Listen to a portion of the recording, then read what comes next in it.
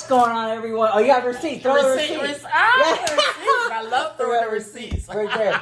So that's the receipts that we threw. I have Coffee here. You guys, you know I love Coffee. I love her so much. She has her own YouTube channel. So if you love her as much as I do, subscribe to her channel. I'll put it down below. And I like how you said the tea, the brew. Can you just say that? Okay. Oh my God, here we go. The name of my channel is called The Coffee Break. Mm-hmm. And on The Coffee Break, always remember that the brew is always different, but it's always good to the last drop. Yes. And so before we get into all the mess, you also close your show with reminding people to vote and things like that. Yes. I want to do that at the beginning of the show. So okay, yes. Go ahead. Yes, remember to vote. Remember to vote. Y'all have a couple more days to register to vote if you're not registered. This is a very, very important election. Mm-hmm. And the thing about voting is that it gives you a voice, a much stronger voice than you'll ever know. So if you have not prepared to vote, please make sure you vote. Yes. If I always heard somebody say, "Oh my God, you know, what is my one little vote going to count?" Mm-hmm. But just think if 100,000 people say that, then you got 100,000 people who didn't vote. So exactly. please vote. And look, I don't care if you're Democratic Party, Republican Party, or like me, Pizza Party. Just get out there and vote, girl. Just vote the house. Yes, okay? yes. Just vote. That's all that matters, right? Right. Just vote. Just vote. Okay. Yes. So the reason I wanted to put that in the beginning of the video is because what we're talking about is just frivolous, doesn't really matter. And those topics that we talked about do matter about voting. So remember that. Okay. So Jeffree Star, which I'm kind of shocked that you knew a little bit about it. Because I watch your videos, yes. Jeffree Star has responded to all the drama that's been going on. And for those of you who are not caught up on the drama, I'll put part 1, 2, and 3 up on the screen. This is video 4. I would like to call it the conclusion because now he has finally responded. Because up until this point, the other guy has just been talking, and I don't even know if that Instagram account was real or not at this point. But here's what happened. So they were dating, they broke up, and now the other guy is like talking mess, spilling someone's dirty laundry or whatever, how it may be online. And I feel like, that doesn't happen in a one community. It happens with every community. Yes, when people date, and a guy and a girl, whatever, they break up. Why does it always have to be like, well, let me tell you about her, and she's a liar and a cheater, and you know what I'm saying? Well, publicly, you get on Facebook. I think what happens is that the person who starts doing all that, I think they're trying to justify because they were actually wrong in the situation, probably. So they're trying to justify that. They want to get something out on the other person before the truth really comes out. Is what I think. Is what I think happens. Like kind of like the what they say the dog who barks loudest is hurt or something. It's one of those things. But I know what you're trying to say. Yeah, I feel like hurt people too. Yeah. And I've been in relationships where I feel like it didn't go my way or it didn't work out. But to go online and make a whole video or Instagram story to bash them, I think that's never the right thing to do. And it's not. Is it going to change the circumstances? Okay, right. It's like if you made a video about me, right? How horrible, mean of a person I was. Like at the end of the day, I have to want to change. I have to want to change. And in following that, people change gradually. They don't ever do it overnight. Well, Yeah, I mean, what it is that I think people want. The whole world and people in this world want people to live according to their timeline. And with every single person, it takes you a different amount of time to get over something. Yeah. It takes me a different amount of time to get over something. I might be the next day, I'll be up shopping, at Ross or whatever, Yes. So, but it just takes time. So you let people live and let people deal with the situations however they deal with them. Because you just have to. And I agree with you, but just to take it to the internet is kind of... I have you ever been on Facebook and you see people arguing? You're like, oh my God. I'm like, why are y'all... There's DM, what is it? DM? Yeah, private direct message, yeah. Yeah, direct message. So why can't you do that there? I mean, I don't understand. Because this is the thing, like I always say, Rich, about... Hello. Yeah, what I always say about the social media platforms. Once you put it out there, it's out there. It's out there. It's not going anywhere, and people are going to always remember it. So just think before you, like I told you, think before you speak, think before you act. Yeah. See, I have a hard time with thinking before I speak sometimes. Sometimes I'm not the most well-spoken person, and I like say things that get taken out of context. So I get it. I need to listen to it. So Jeffree Star has responded, and here's what I haven't even read it yet. So apparently he sent this to a news organization. I believe the name was Deaf Noodles. I'm not sure, but the credit's there. He says, Jeffree Star says, "Good morning. I can confirm that those pages on Instagram are fake.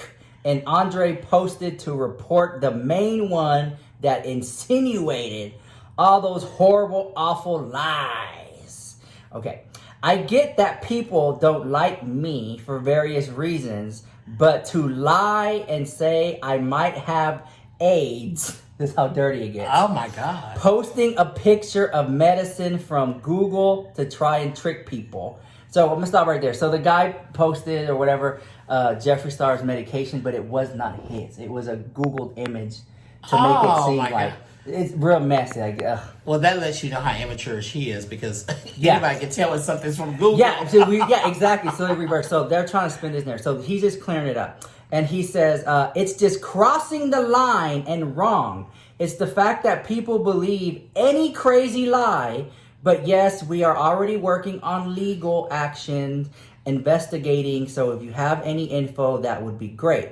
Just for the record, I got tested after Andre and I stopped sleeping together, and everything came back 100% negative. Now, some people wish death on me every single day, but I'm happy and healthy, and we will not entertain all the lies that are being spread once again. So that's Jeffree Star's statement, and I feel strongly about this because I feel like we as a community have come so far with the stigma of HIV and AIDS. So to weaponize that to hurt somebody, I think is sad. Because there are a lot of people who spend their times advocating and educating people on HIV and AIDS. And to be in a relationship with somebody and then y'all break up and that's what you want to throw out there, the medical thing, that's sad. Because I'm so angry because I know a lot of people who live with that disease and they're the most happiest, friendliest, loving people in the world. So to weaponize that, I think that's just sad. Yeah, you know, but that shows you that once again he's very amateurish about immature about this, according to what Jeffree Star is saying, that's not even the proper account because there's like several accounts of the guy, and he's saying that it was a fake account. So it's just sad that it had to go there, and I'm just kind of like as a community or as just being a human, it's sad that people still want to throw that out there. That's just that. And then another thing that obviously he doesn't know is that the medications and things for HIV has come so far. Oh yes. That when people are living undetectable and things like that. So you know, like I heard a doctor once say is that diabetes is almost more dangerous now than you know HIV because of the progress in the medications. So the thing is, I feel like this guy, just me being LGBTQ, I feel like sometimes the straight men might hit on me just to see what they can get out of me. You know what I'm saying? Yeah. Or they like use me, especially because they see like I may be doing somewhat good for myself. But also, you may not know this, but there's a stigma about drag queens and entertainers that they're rich and they have money. No, I got that because they think that the gowns are just thousands and thousands of dollars all the time. And I granted, we go to a pageant, yes, I believe that. But I think that since a lot of the performers portray big hair and jewels and furs, like some people think that's real. Well, look, let me just tell all the men out there that's looking at me that think I got that I'm rich and very, very wealthy. I found some beautiful gowns at Ross Dress for less. So you can't, so don't, So I'm pretty sure, like, you know, that happens in the community where a straight guy will hit on somebody. You know, I always thought that straight guys go to bars to see if they can get free drinks. You know? You know, I mean, I think, because I would say that I would truly agree with that. Yeah, I think, and they won't even tell their friends. Yeah, I would truly agree with that. I would, because I've seen it happen. I've seen it sitting there at JR's and watching, and I'm like, that guy is straight. And you know me, I'll ask him in a minute. If a if a person comes up to us and says, "Oh, can I get you a drink?" Oh, well, you don't have to do that. Oh, but if you want to, then I'll have a whatever the most expensive thing is that they normally can't buy themselves. What is it? Long Island iced tea. I heard that's really great. It really is. Yeah, Long Island iced tea. I heard is really great over there. Or the Cosmopolitan. Have that. Yeah. Okay, guys. So that's pretty much all the drama. Jeffree Star finally responded. As always, please leave your comments and your views down below. I'm not trying to persuade you to think anything. You make up your own mind decision. If you enjoy coffee, check out her channel. Put the links down below. We just did an interview on there. When will that go? Yes. As a matter of fact, I finally got Rich Lux to be on my show, The Coffee Break. Yes. And it will air this Monday at 9 p.m. on my Facebook page, Terry Coffee Ray. If you missed the live feed there, then go to my YouTube channel, The Coffee Break. As soon as the live feed ends, then it will be posted on my YouTube channel. So please go over there, subscribe, hit like on the videos, and that's it. Yes. So follow her on Instagram. If you have Instagram, yes, I have Instagram follow her on too. Facebook and YouTube. Hit her notification bell. So Monday around that time, I guess the video will go up there, and share it with your friends. And because she's interviewing a lot of people in the LGBTQ community, in the entertaining community, and there's any people I feel like you find interesting to interview. Yeah. Well, I love the fact that you get to you get to tell your story because people see us like this in our personas and our so-called characters, but they never really know how we got to where we were, what we were before, or things like that. So I love that people share that, and we had a wonderful conversation. Yeah, we did. So. I really open up on her channel. I don't do many interviews, so that's there. Also, for those of you who don't care about this and that y'all care about the teen and drama, bye. But I saw the interview you did with Dina Jacobs. Oh, yeah. And, that guy that sings. Bubba Bob. McNeely. I call him Bubba. Bubba. Yeah. I'm telling you, I was on a plane. I had downloaded it on my phone. And then when I got on the plane, I was watching it because it was like an hour long. Yeah. And let me tell you, I cried. I cried during that interview because Dina Jacobs was singing. Bubba was singing, and this going on, like, it was just, it was pure, and it was magic, and I was like, wow.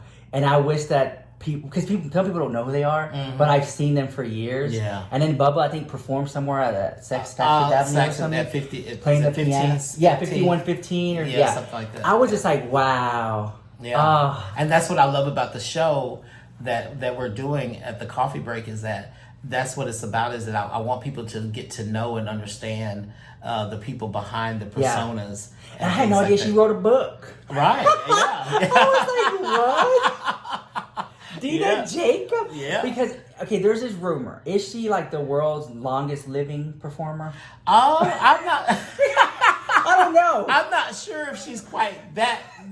She's been around a long time. But there might be a couple of people that's a little bit. But maybe the other people just haven't really.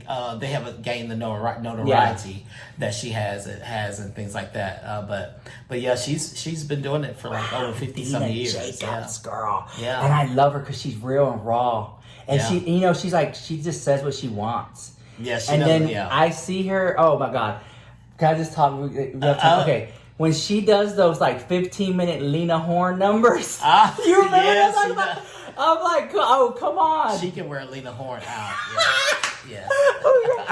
That's I watch it and I'm like, and I'll leave to the patio and come back and she's still in there doing. I love knows her. Every word. I love her. Yeah. And everybody that's been on my show, if y'all go back. All the episodes are there. We're on episode number 17, I think. Yes. And I'm going to do up to a few more before I end the first season. Yeah. But if you go back, even if you don't know the person, just kind of listen to their story. If you just like things like that. If you're just like a nosy person, or you just like to know about these people's lives, how interesting those lives are, watch her because she interviews them, all of them. Yeah. And oh my God, you might even know some of them. Yeah, some people. I think you did Portia Paris, Kennedy Davenport. They were on the same show. Yeah. Sophia McIntosh, who hosts the Mouth of the South. So there's several people on there, and the very first episode is where I answer a lot of questions. Yeah. From. Has anyone interviewed you? Well, you know what? You're gonna have to stand by because my season finale It's going to be very, very interesting. That's all I'm going to say. Oh my God. When you see my season finale, when you hear me on one of the shows say that the next week is the season finale, you're going to be, I think you would definitely want to tune in and not miss the season finale. Yeah, this is who I talk about. Like, Kofi still performs. Like, this is her. Because to me, you're an icon. You're a legend.